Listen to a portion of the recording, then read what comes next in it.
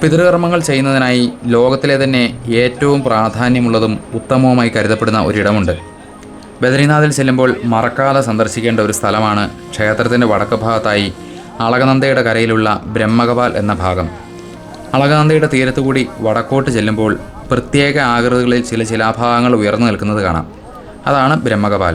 അവിടെ ധാരാളം ആളുകൾ നിരന്നിരുന്ന് ബലിതർപ്പണങ്ങൾ നടത്തുന്നുമുണ്ടാവും.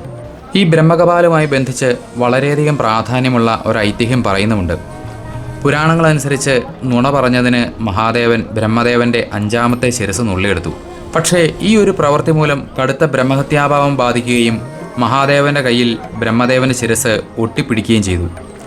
പാപമോചനത്തിനായി മഹാദേവൻ പല പുണ്യതീർത്ഥങ്ങളിലും പോയെങ്കിലും ആ ശിരസ് കയ്യിൽ നിന്ന് വേർപെട്ടു പോയില്ല. ഒടുവിൽ ബദരിയിലെ ഈ സ്ഥലത്തെത്തിയപ്പോൾ ബ്രഹ്മദേവൻ്റെ ആ ശിരസ് ഭഗവാന്റെ കയ്യിൽ നിന്നും വേർപെടുകയും അതോടെ ഭഗവാൻ പാപവിമുക്തനാവുകയും ചെയ്തു എന്നാണ് വിശ്വാസം. ബ്രഹ്മദേവൻ്റെ ശിരസ് പതിച്ച ഈ സ്ഥലം അങ്ങനെ ബ്രഹ്മകപാൽ എന്നറിയപ്പെടുകയും ചെയ്തു.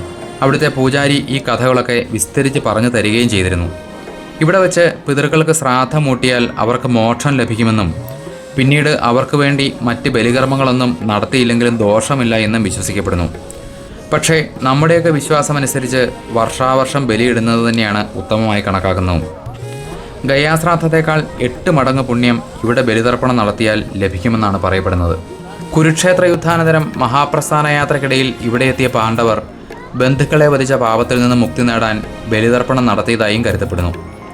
ഈ വിശ്വാസമൊക്കെ അനുസരിച്ച് ധാരാളം ആളുകളാണ് ഇവിടെ എത്തി ബലിതർപ്പണം നടത്തുന്നത്.